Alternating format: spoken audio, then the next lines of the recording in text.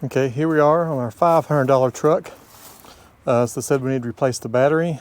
I thought I'd go ahead and show you how just to jump start one if you have a jump box. We're using this Ava PAL.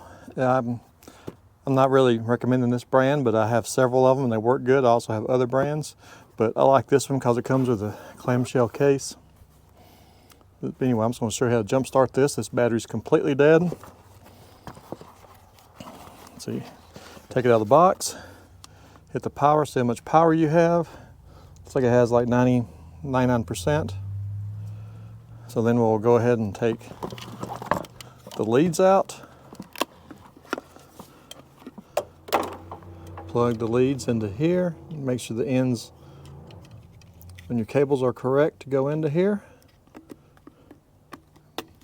Plug it in. See the light come up. Now, you'll hook the red to the positive, as always.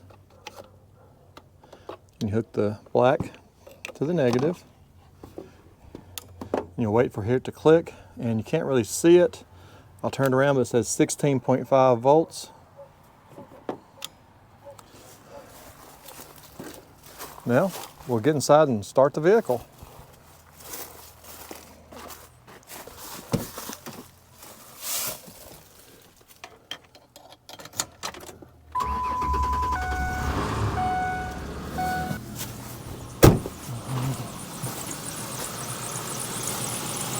Once the vehicle has started, go ahead and remove these.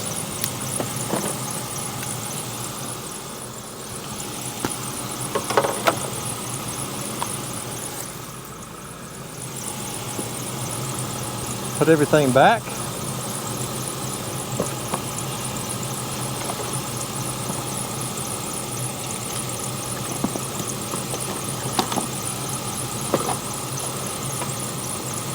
And now you can,